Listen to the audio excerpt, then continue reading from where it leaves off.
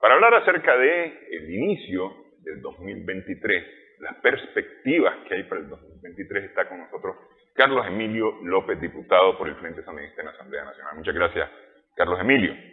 Quiero tocarlo de esa manera, las perspectivas del 2023, porque tras los resultados de las municipales se da algo inusitado, totalmente inusitado.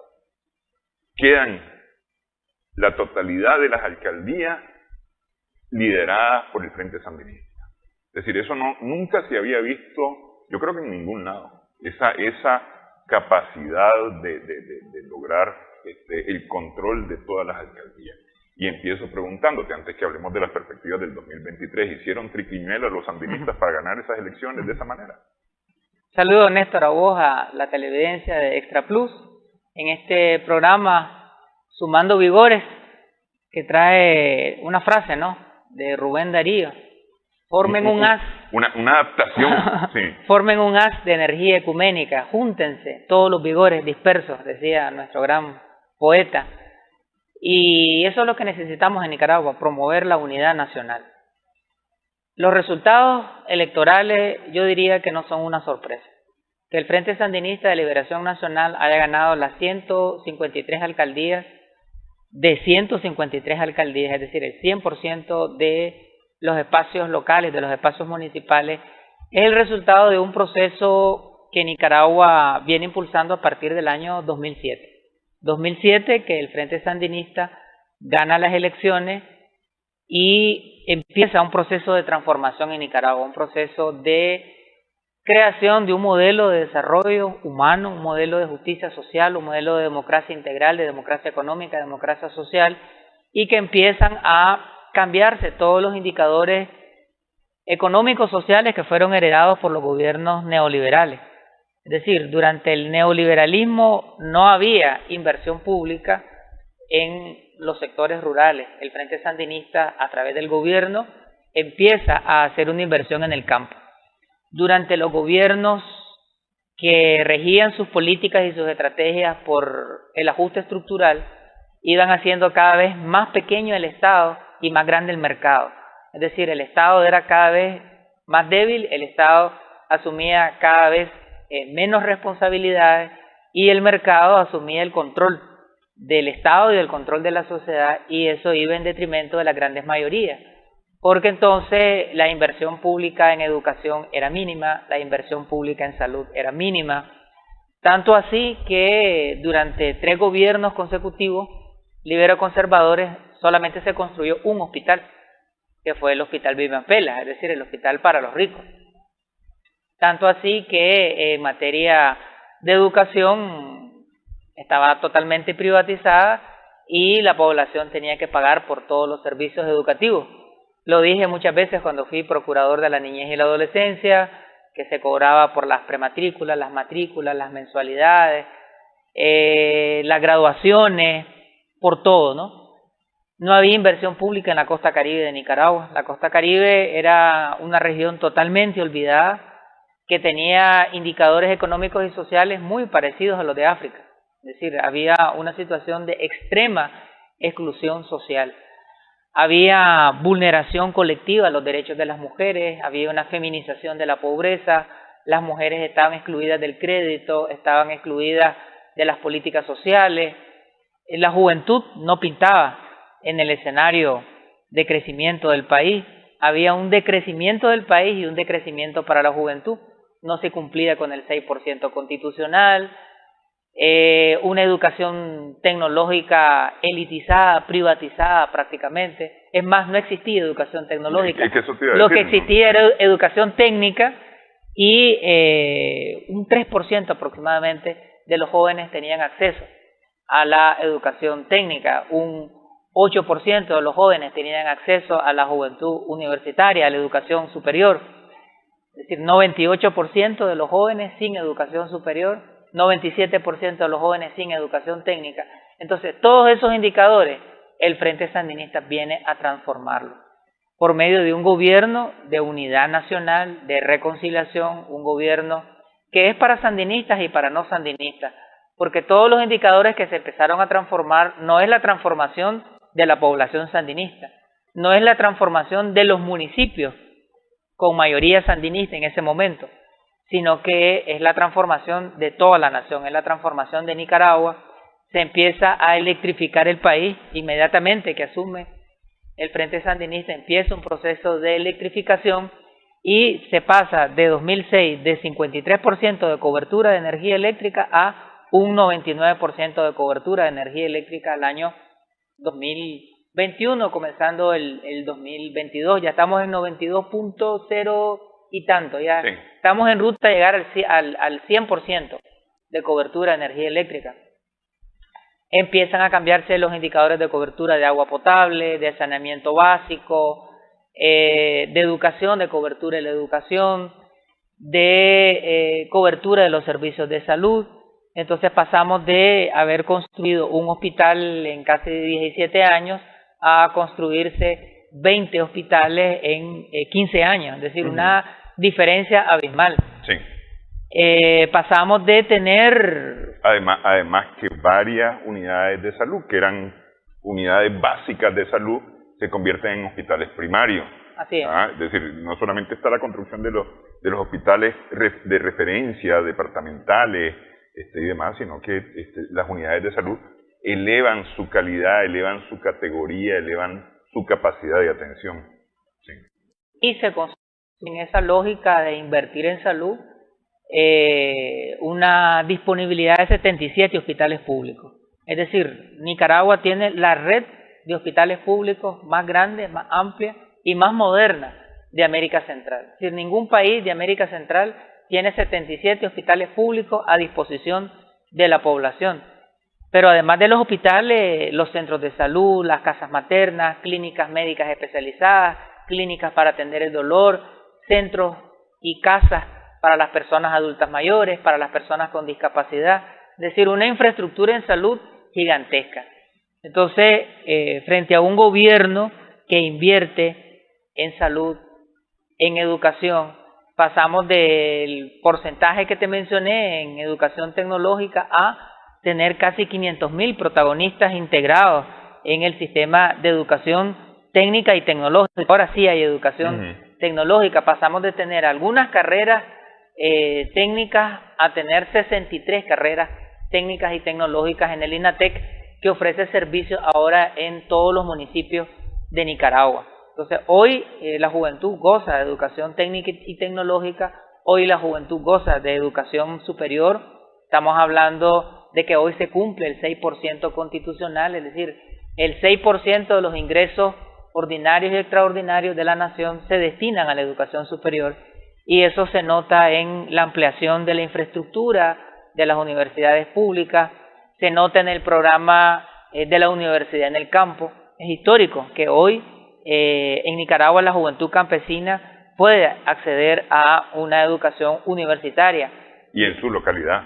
En sus localidades, es decir, ya rompimos con la visión de la educación únicamente en los centros urbanos o en las cabeceras departamentales, no. Hoy la educación es en todo el país, y en el Pacífico y en el Caribe. No solamente en las zonas rurales, a través del programa que mencionaba de la educación de la universidad en el campo, sino el fortalecimiento de las universidades comunitarias en la costa Caribe, la VICU y la Huracán, dos universidades en donde ya la juventud de la costa no tiene que emigrar a Managua a estudiar una carrera, sino que en sus recintos, que no solamente están en Puerto Cabezas o Bilwi y Bluefield, sino que en los distintos municipios, tanto de la costa Caribe Norte como de la costa Caribe Sur. Bueno, ahí está la primera universidad indígena de América Latina. Además, una tercera universidad para la costa Caribe, que es la Universidad de Agricultura y Ganadería, una universidad indígena de Agricultura y Ganadería, como vos decís, Néstor,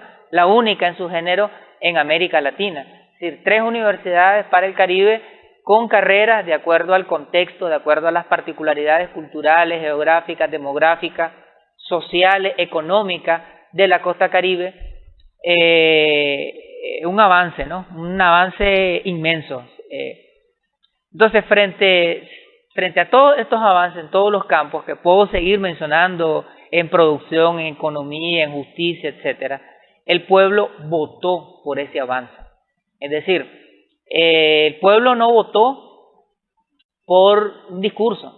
El pueblo votó porque en su municipio antes no había caminos, carreteras, y ahora hay caminos y carreteras. Es decir, el Frente Sandinista obtiene el 74% del total de los votos en los municipios, en los 130.000 kilómetros cuadrados de Nicaragua, porque este desarrollo que te voy mencionando en distintos campos ha llegado a todos los municipios. Es decir, no es un desarrollo urbano, sino que es urbano y rural. No es un desarrollo del Pacífico, sino que es del Pacífico y del Caribe. Ni es un desarrollo de simpatías partidarias. Ni es un desarrollo de personas que se adhieren política y de manera militante con el Frente Sandinista, sino que es un desarrollo para todas las familias nicaragüenses, para todas las comunidades. Y lo decía el comandante Daniel en una de sus últimas intervenciones. Es decir, el pueblo votó por el desarrollo.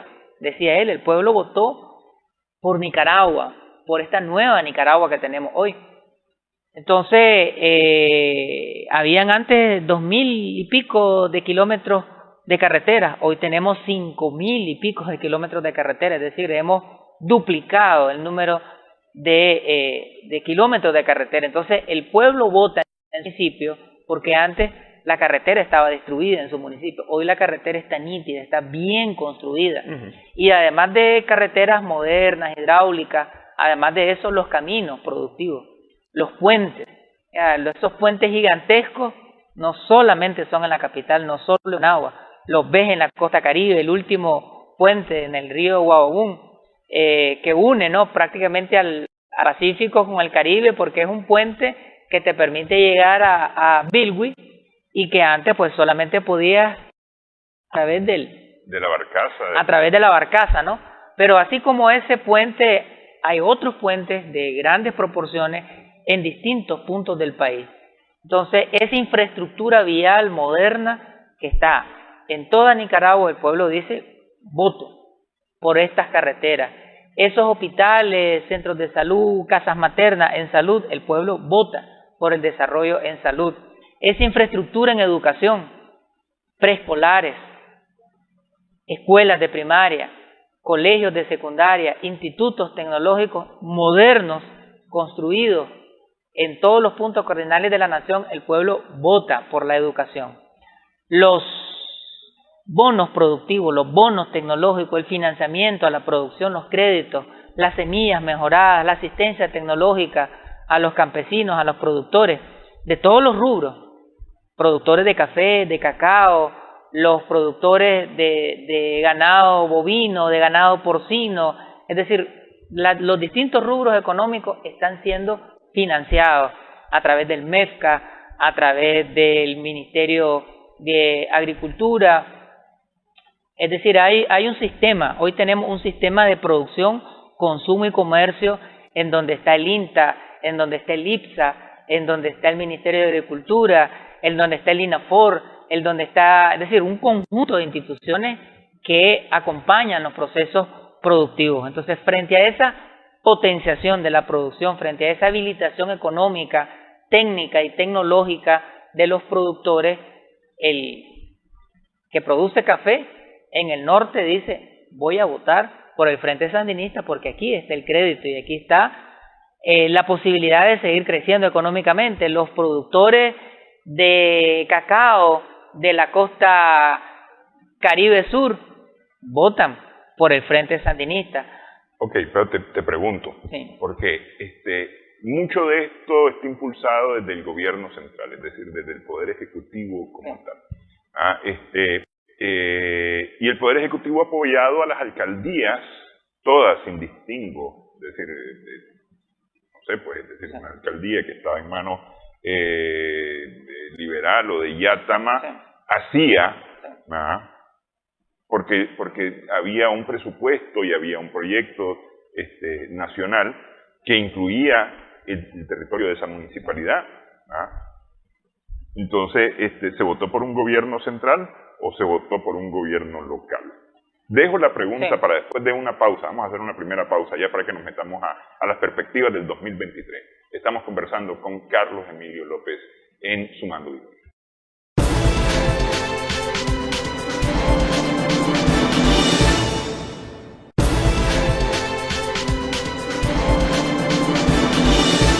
Continuamos sumando vigores en Extra Plus. Te preguntaba, Carlos Emilio, todo esto de lo que hemos hablado es lo que el gobierno está promoviendo, a veces a través de las alcaldías, pero pudo una alcaldía que no estaba en manos del Frente Sandinista beneficiarse de esos proyectos de desarrollo. Y la gente pudo haber dicho, bueno, este alcalde me está respondiendo, entonces voto de nuevo por el alcalde. ¿Qué fue lo que pasó? Que la gente dijo, no, pues vamos bien con este. Es que hay un cambio de modelo de Nicaragua y las comunidades, las familias nicaragüenses lo han entendido. El modelo que prevalecía antes era un modelo en donde habían asintonías, discrepancias, conflictos entre el gobierno central y el gobierno municipal. Habían antagonismos entre lo que se hacía desde las orientaciones del gobierno en Managua y lo que ocurría en las municipalidades. En el modelo de desarrollo que se impulsa en Nicaragua, en el modelo de gobernabilidad que se impulsa en Nicaragua, eso ya no es así. Ahora hay una sinergia y una integración, articulación entre gobierno central y gobierno municipal. No hay una sola alcaldía en donde el desarrollo no esté llegando. Todo lo que se hace en el municipio hay una participación de la alcaldía. Por ejemplo, todo lo que te mencioné en el campo de la construcción de la infraestructura educativa es entre el Ministerio de Educación, la Presidencia de la República y las alcaldías. Es decir, las alcaldías participan en la habilitación, en el mejoramiento de los ambientes escolares en los municipios. Lo que se hace en infraestructura en salud, que ya mencionamos, hospitales, centros de salud, casas maternas, participa el gobierno central, la orientación de la Presidencia de la República, el Ministerio de Salud y las alcaldías. Los institutos tecnológicos, de igual manera. La producción, de igual manera. El gobierno central, gobierno municipal. La infraestructura vial, gobierno central, gobierno municipal. En el tema de niñez, por ejemplo, hoy tenemos centros de desarrollo infantil en los 153 municipios de Nicaragua. Se construyen, se mantienen, se le da seguimiento a los centros de desarrollo infantil entre el gobierno central, el Ministerio de la Familia y las alcaldías. Es decir, hay partidas presupuestarias, hay direcciones de las alcaldías que se involucran en estos componentes. En cultura, tenemos grupos corales infantiles, tenemos orquestas juveniles, tenemos promoción del teatro, tenemos promoción de la danza, de la escultura, de la pintura en los 153 municipios. ¿Cómo se hace eso? El gobierno central, el Instituto de la Cultura y las alcaldías a través del área de cultura de las alcaldías. Entonces el pueblo ve, el pueblo identifica que este modelo de desarrollo va tomado de la mano, gobierno central, gobierno municipal, con el protagonismo de las familias, con el protagonismo de las comunidades, con el protagonismo de los sectores sociales. Entonces, este voto es un voto por la alcaldía, es un voto por el gobierno municipal, pero es un voto también por el gobierno central, porque ahora no hay contradicciones, no hay antagonismo, no hay pleitos entre el gobierno central y el gobierno municipal. Hay una fusión, una unidad, una articulación, y eso permite administrar mejor los recursos, tener un mayor impacto y permite también una contraloría social de parte de las comunidades. Lo otro es que a partir que el Frente Sandinista asume el gobierno central y los gobiernos municipales, hay un cumplimiento de las transferencias municipales. ¿Ya? El gobierno central transfiere a las alcaldías un porcentaje de los ingresos nacionales que son utilizados para el desarrollo. Que se complementan con los ingresos municipales como tal. Así es, así es. Entonces, ahora, el Frente Sandinista gana las 153 alcaldías en un proceso de victorias que se vienen obteniendo desde antes que el Frente Sandinista llegara al poder, nuevamente en el 2007. El Frente Sandinista gana la alcaldía de Managua estando en la oposición. Sí. El Frente Sandinista gana la alcaldía de Granada, que históricamente tenía un voto electoral conservador desde el punto de vista partidario y desde el punto de vista ideológico. El Frente Sandinista gana la alcaldía de Granada estando en la oposición, y el Frente Sandinista gana la mayor parte de las cabeceras departamentales estando en la oposición. Es decir, si nosotros analizamos estadísticamente el comportamiento electoral, vemos cómo a partir del año 2000 el Frente Sandinista ha venido increciendo, ganando las alcaldías, ganando las municipalidades, y que concluye en este 2022 ganando las 153 alcaldías, producto de un trabajo que hace el Frente Sandinista desde la oposición, desde los gobiernos municipales y ahora desde el gobierno central en articulación con los gobiernos municipales. Yo solamente recuerdo el ingreso del método Yo Sí Puedo en Nicaragua en el año 2005. No estaba todavía el gobierno del Frente Sandinista, era el gobierno del presidente Bolaño. Sin embargo, ya la alcaldía de Managua estaba regida por el Frente Sandinista, había ganado el Frente Sandinista, ya era su segundo alcalde sandinista, ¿no? Que era el ingeniero Dionisio Marenco, Nicho. Y aquí se hizo el proyecto piloto, con Nicho se hizo el proyecto piloto del Yo Sí Puedo, que se transfirió luego a 100 alcaldías. En el año 2006 ya eran 100 alcaldías sin distingos de colores con un proyecto sandinista, que es el método Yo Sí Puedo. Es decir, el ingreso del método Yo Sí Puedo es sandinista, por una organización sandinista que es la Asociación de Educación Popular Carlos Fonseca Amador. Y son ellos los que impulsan ese modelo de unidad en alfabetización, ¿no? Y logran que 100 alcaldías, sin distingos de colores, participen en la alfabetización. Yo supongo que por ahí va un poco el asunto también, es decir, porque se ve que quién está haciendo la gestión. No importa si vos sos liberal, conservador, socialdemócrata, socialcristiano, te está beneficiando igual. Yo de ahí con ese ejemplo me quedo yo como para muestra un botón. Hay muchos ejemplos. Creo que el ejemplo que estás poniendo es bueno en términos de alfabetización, pero también está el ejemplo de la atención frente a los desastres naturales. Es decir, cuando aquí ocurrió el Mitch, las alcaldías liberales y el gobierno central liberal le dio la espalda a los municipios, a las alcaldías que estaban siendo afectadas por ese desastre, por ese evento de la naturaleza que se convirtió en un desastre.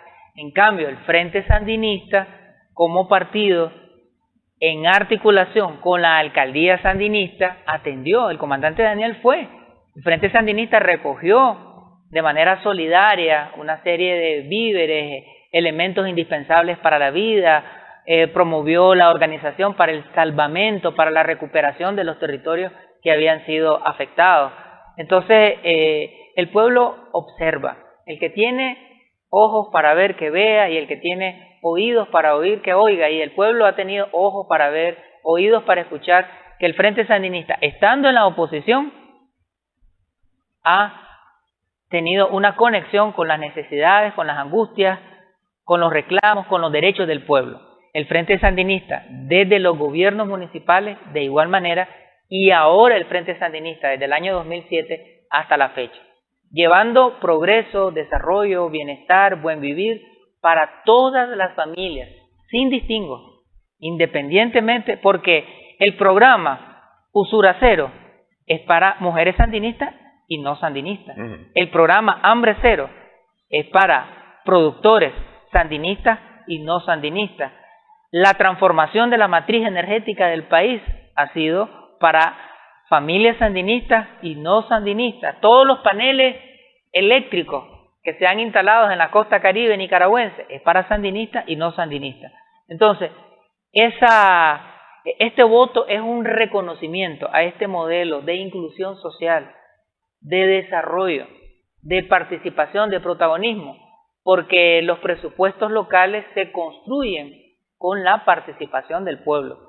Es decir, hay una democracia participativa. Esta democracia no solamente es electiva, no es solo cada 5 años que el pueblo va y deposita su voto, no. El pueblo participa en asambleas comunitarias, en cabildos, en visitas, en donde los alcaldes, los concejales, alcaldesas, vicealcaldesas, ministros, directores de programas, ministras, es decir, funcionarios, servidores del Estado, tanto el gobierno central como el gobierno municipal, escuchan cuáles son las propuestas, cuáles son las prioridades del pueblo. Y a partir de esas propuestas y prioridades se construyó el Plan Nacional de Lucha contra la Pobreza y para el Desarrollo Humano 2022-2026. Y las versiones anteriores de este plan, que era el Plan Nacional de Desarrollo Humano, hubieron 3 ediciones, 2007, 2011, 2012, 2016, 2017, 2021. Estamos en la 4ª, que se denomina Plan Nacional de Lucha contra la Pobreza y para el Desarrollo Humano. Y ese plan se ha municipalizado, es decir, a partir de ese plan nacional se han construido planes locales, planes municipales, atendiendo a las particularidades, a las realidades, a los contextos de cada municipio. Ok, para que ya vayan viendo las perspectivas del 2023, venimos de una contracción de más del 10% según el informe del Fondo Monetario Internacional en su más reciente visita, ¿no? A inicios de este mes de noviembre. Del 2019 y el 2020, una contracción de más del 10%, es decir, un decrecimiento de más del 10% en la economía nicaragüense. 2021, 2022 han tenido números positivos, 4.3%, es todavía la estimación del PIB para el 2022 que no cierra, pero es es decir, en las circunstancias del planeta en lo general es un número bastante bueno. Es un número bastante. Pero venimos de ese escollo. Estamos saliendo de ese escollo, de ese gran bache que tuvimos después del 2018. ¿Cómo se va a hacer para justamente responderle a la gente, darle a la gente, qué se le va a dar a la gente a través de lo que se ha aprobado esta semana en la Asamblea Nacional con el Presupuesto General de la República 2023? Te dejo para después de la pausa que hablemos acerca de esto. Regresamos en breve, conversamos con Carlos Emilio López.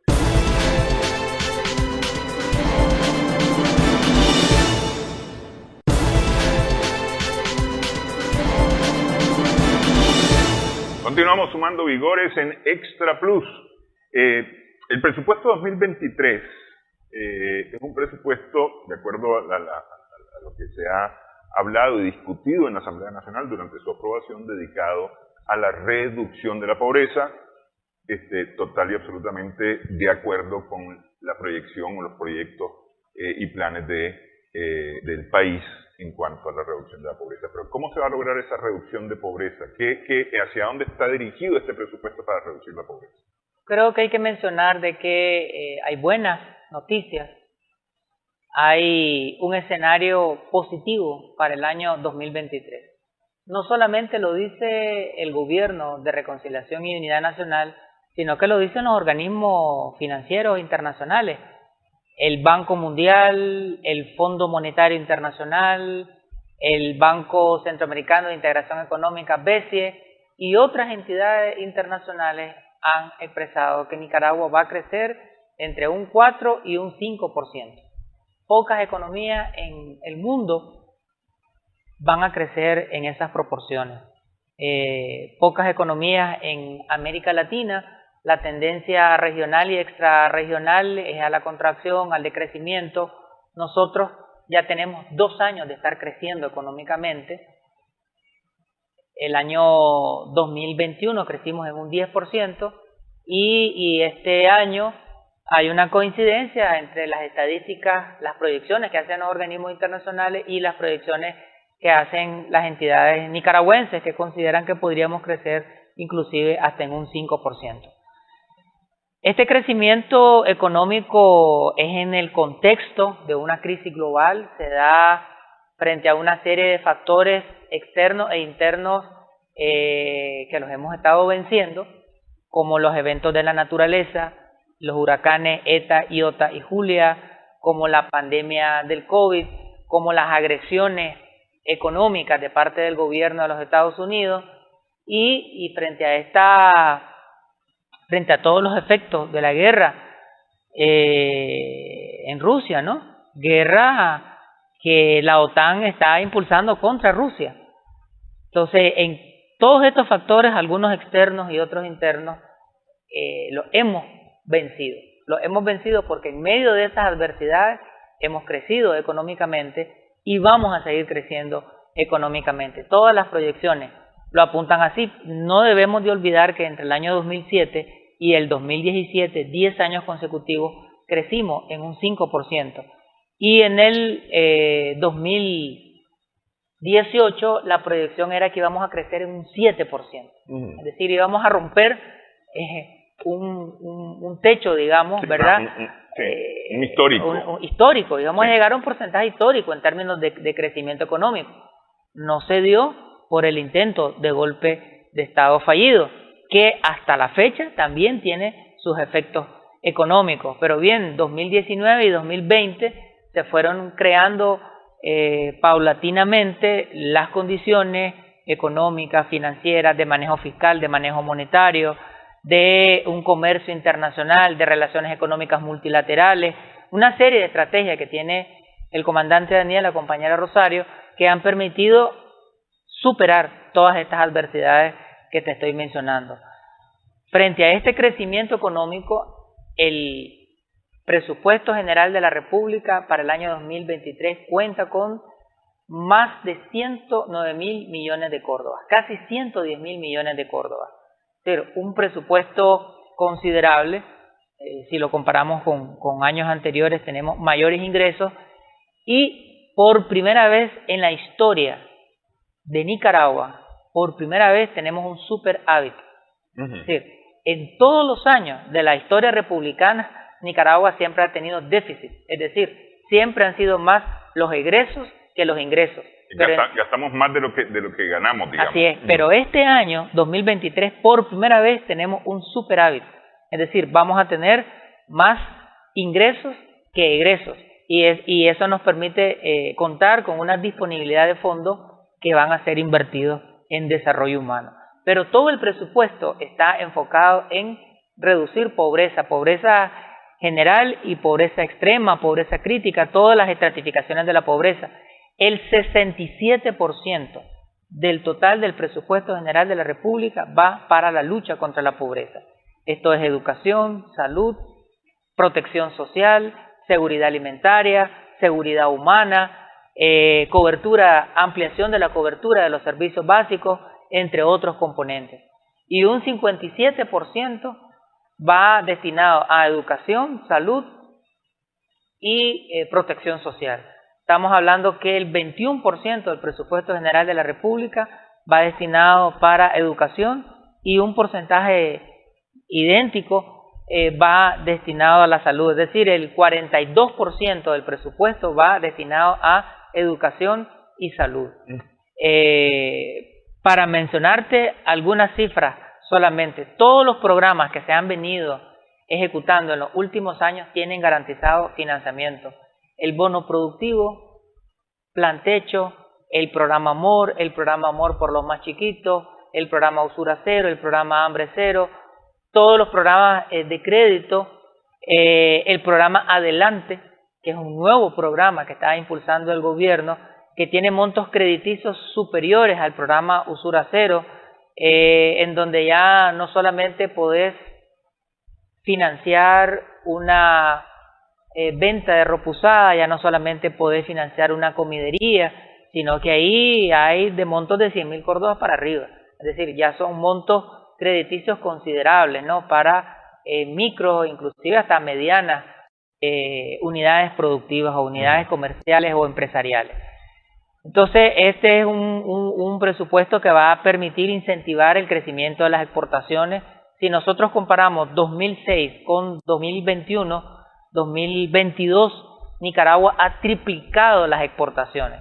Es decir, y ese crecimiento de las exportaciones ha permitido incrementar los ingresos y a su vez esos ingresos se retribuyen al pueblo en programas sociales y en programas económicos. Entonces tenemos garantizado el crédito para los productores, tenemos garantizado el crédito para las mujeres, tenemos garantizado el financiamiento para todos los programas de juventud.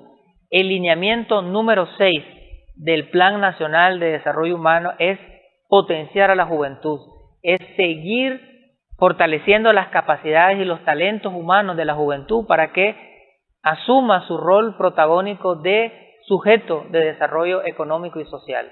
En el Plan Nacional de Lucha contra la Pobreza aparece el programa Mi Primer Empleo, por ejemplo, para los jóvenes. Eso está garantizado en el presupuesto del año 2023 y están garantizados todo lo que tiene que ver con una serie de emprendimientos dirigidos a la juventud, sobre todo en el campo tecnológico.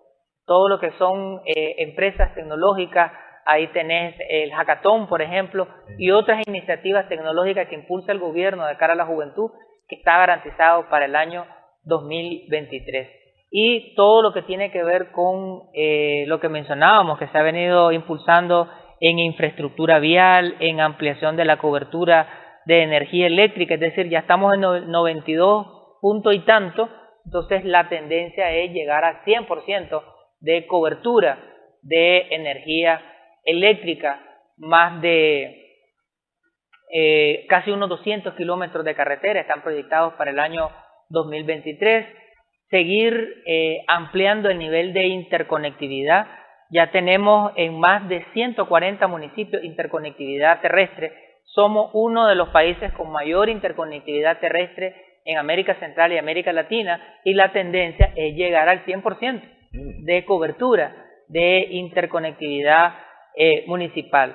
Antes Nicaragua aparecía en los lugares sótanos, en los últimos lugares en una serie de índices de medición de desarrollo. Hoy Nicaragua aparece en lugares cimeros en una gran cantidad de indicadores que te los he venido mencionando, y podemos mencionar otros géneros. Nicaragua en los últimos años ha ocupado entre el 5º y el 7º lugar, ahí se ha movido. En el año 2006 estábamos casi en el 70, en el número 70 de equidad de género de acuerdo al Foro Económico Global. Hoy estamos entre el 5 y el 7 y estamos en el 1 en las Américas, es decir, por encima de América del Norte, América Central y América del Sur. Y el Foro Económico Global usa varios indicadores para ubicarte. Sí, no es por el cuento de Nicaragua. No es por simpatía, sí. No es por simpatía de ningún tipo, ni política, es por indicadores. Usan la variable económica, dentro de la variable económica va a nivel de ingreso, va a acceso a crédito, a distribución de los recursos de cara a las mujeres. El indicador de salud, ahí va lo referido a mortalidad materna, nutrición, acceso a los servicios de salud de las mujeres, el tema de educación y el tema de participación política. Esas 4 variables usa el Foro Económico Mundial. Hay recursos para todo lo que tiene que ver con el reconocimiento a los derechos de las mujeres y la potenciación del desarrollo humano para las mujeres. El lineamiento número 5 del Plan Nacional de Desarrollo Humano es seguir avanzando en equidad e igualdad de género. Literalmente, dice el presupuesto, que contiene las partidas presupuestarias necesarias para seguir impulsando prácticas de género, es decir, que el acceso a los ingresos, el acceso a la tecnología y cualquier otra variable no sea solamente de hombres, sino de hombres y de mujeres de manera equitativa e igualitaria. Ok, ¿y cómo se logra que estos programas sean sostenibles? Porque, a ver, yo te doy hoy el techo que necesitas, te doy las gallinas, los chanchos, te llevo granos, te llevo alimentos a la casa, porque estás en extrema pobreza, ¿no? Pero esto no va a ser siempre, es decir, no puede haber un monto del presupuesto dedicado a esto de forma prolongada en el tiempo. La gente debe de salir de su escollo, de su situación y mejorar sus niveles. Bueno, ¿cómo se logra esto? ¿Cómo a través de este presupuesto se piensa que se va a lograr eso? Entre el año 2007 y el 2017, Nicaragua redujo la pobreza general del 48% al 24%. Y hoy estamos retomando esa ruta de reducción de la pobreza. De igual manera, redujimos en más de un 50% la pobreza extrema.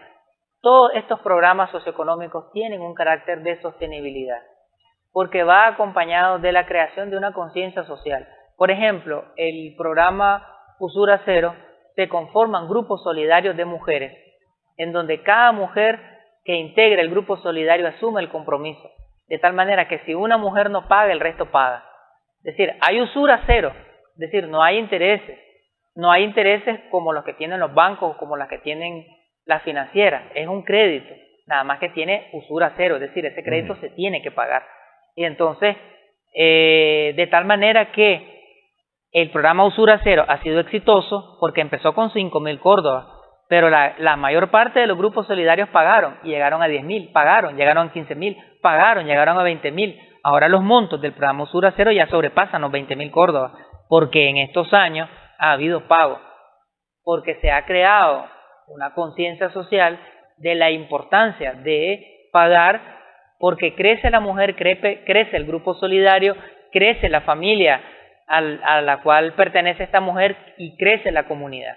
Entonces, te pongo el ejemplo del programa Usura Cero, pero te puedo poner otros ejemplos de otros programas que se viene creando esta conciencia en donde el pueblo es protagonista, en donde el pueblo es sujeto de derecho, es titular de derecho, pero también es sujeto de responsabilidades y va asumiendo responsabilidades en la protección de la madre tierra, va asumiendo responsabilidades en la utilización de una agricultura agroecológica en el caso de los productores, en el manejo racional del agua. Entonces los productores no solamente están recibiendo crédito, sino que los productores están recibiendo capacitación y apropiándose de derechos y deberes de cuidado de la madre tierra, de cuidado del agua, de cuidado de la capa productiva de la tierra, de cosechar agua, de sembrar agua, de no destruir el manto acuífero, no contaminar el manto acuífero. Entonces cada programa socioeconómico contiene derechos, pero también contiene responsabilidades.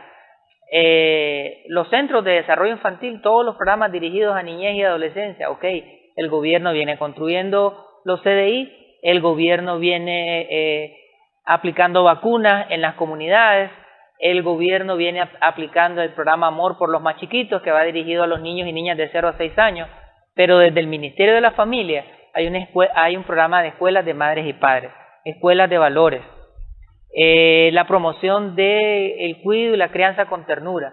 Entonces, ok, el gobierno asume una responsabilidad, nosotros tenemos derechos, pero también tenemos deberes en asumir la protección de nuestros hijos de manera integral.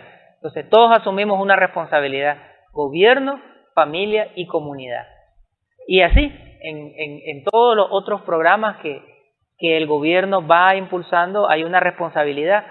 Toda esta infraestructura educativa con los jóvenes, los institutos tecnológicos, hay todo un proceso de conversación, de diálogo, de sensibilización a la juventud, de cuidado de la infraestructura educativa, porque los institutos tecnológicos que viene instalando el INATEC, el gobierno a través del INATEC en diferentes municipios, aulas tecnológicas,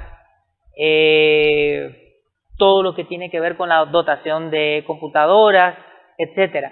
Pero los jóvenes tienen que cuidar esa instalación física, tienen que cuidar esos laboratorios tecnológicos para que puedan tener una sostenibilidad. Ok. Una de las cosas que escuché en las discusiones para la aprobación era que este presupuesto fomentaba el crecimiento de la inversión externa, de la inversión directa externa, ¿no? ¿Cómo lo va a hacer? ¿Qué es lo que está haciendo para fomentar esta inversión? Por un lado, lo que te mencionaba anteriormente de una estrategia de multilateralidad. Es decir, nuestro gobierno está abierto a otros gobiernos de distintas latitudes, de distintas zonas geográficas del mundo, de distintas entidades financieras, económicas y también de empresas, para poder impulsar el desarrollo del país. Y, por ejemplo, el desarrollo energético no solamente ha sido la inversión pública, también hay inversión de capital internacional y capital nacional. la promoción del turismo.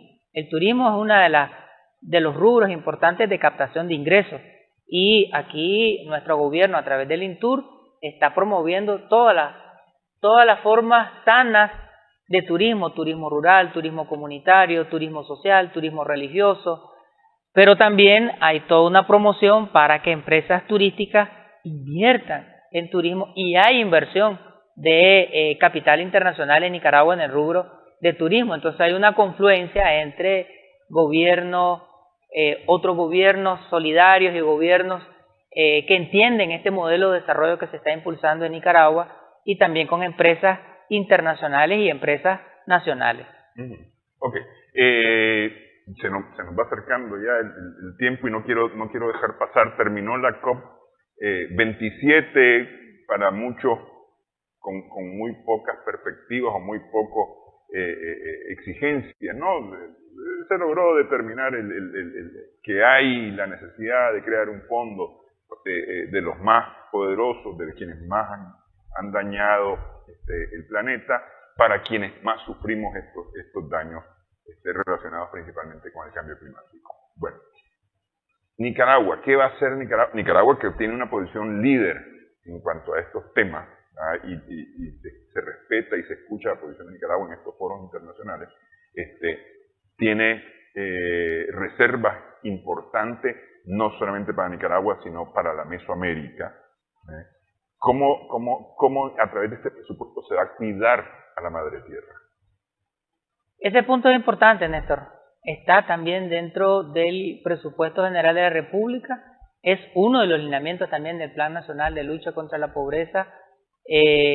Todo lo que tiene que ver con el cambio climático y la variabilidad climática. Hay fondos importantes dentro del presupuesto referidos a reforestación, arborización, todo lo que tiene que ver con protección de los mantos acuíferos, todo lo que tiene que ver con protección de las reservas,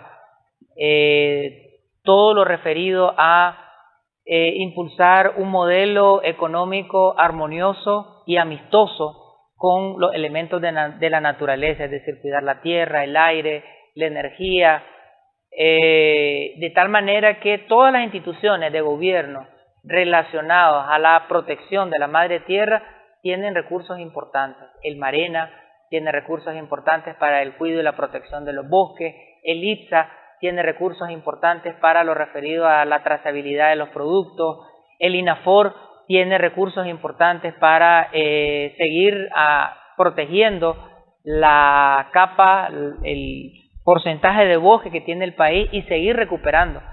Nicaragua en estos foros internacionales, vos decías, Néstor, tiene una posición de liderazgo, sí, es una posición de liderazgo no solamente por sus planteamientos fuertes que tiene alrededor del compromiso de la madre tierra, sino por las prácticas de las políticas internas que nosotros tenemos. Hemos recuperado zona boscosa, seguimos ampliando la declaración de parques naturales. Aquí hemos declarado territorios completos, declaramos la isla Corn Island completa, como, no solamente como una zona de turismo, sino como una zona de protección ambiental. Y así en distintos territorios del país hemos venido avanzando en todo lo que tiene que ver con la protección de los recursos naturales. Ok, ya me pusieron el aviso de que estamos en tiempo. Sin embargo, no quiero dejar pasar una población o un segmento de la población muy importante. Protección e inclusión para las personas con discapacidad. Tiene recursos el programa Todos con Voz, que se ha venido impulsando en los últimos años, y para el 2023 se va a fortalecer el programa Todos con Voz, se va a fortalecer el Gabinete de Personas con Discapacidad, que está integrado por diferentes instituciones de gobierno y todas las organizaciones de personas con discapacidad, FECONORIA, DIFIN, la Asociación de Ciegos, Marisela Toledo, la Asociación de Sordos, etcétera. Las distintas organizaciones de personas con discapacidad seguirán trabajando con el gobierno en la construcción, en la implementación de este programa Todos con Voz, que incluye elementos como la dotación de prótesis y órtesis, que incluye elementos como la educación inclusiva, es decir, que todos los niños y niñas con discapacidad puedan incluirse, puedan estar insertos en el sistema educativo, la obligatoriedad del cumplimiento de la ley en los temas laborales, que dice que de cada 50 personas, al menos una persona con discapacidad debe de estar contratada en las instituciones públicas y privadas. Todo lo que tiene que ver con el lenguaje de señas, que los medios de comunicación asuman una responsabilidad en transmitir todos los contenidos comunicacionales con un lenguaje de señas, seguir produciendo material educativo comunicacional en los lenguajes de las personas con discapacidad, braille para las personas no videntes, entre otros, seguir avanzando en la eliminación de las barreras arquitectónicas, es decir, en crear ambientes físicos accesibles en las instituciones públicas, privadas, en el caso de las instituciones públicas, las escuelas, los centros de salud, los parques, que tengan semáforos auditivos, que tengan barras, que tengan rampas, y también accesibilidad en las instalaciones privadas, en los bancos, en las empresas, que puedan ser accesibles para las personas con discapacidad. El programa Todos con Voz tiene importantes recursos, también la rehabilitación física, rehabilitación psicosocial. Hay varios millones de dólares para el 2023 para la construcción del Hospital Aldo Chavarría, el nuevo Hospital Aldo Chavarría, que va a ser un monstruo, un edificio gigantesco, que va a contar con tecnología de punta en términos de rehabilitación para las personas con discapacidad. Bueno, quiero agradecerte, Carlos Emilio, esta platicada, las perspectivas para el año 2023, unas perspectivas positivas para el país. Me parece a mí que quejarse podría solamente servir para ver qué hace falta para terminar de mejorar las cosas. Te agradezco mucho.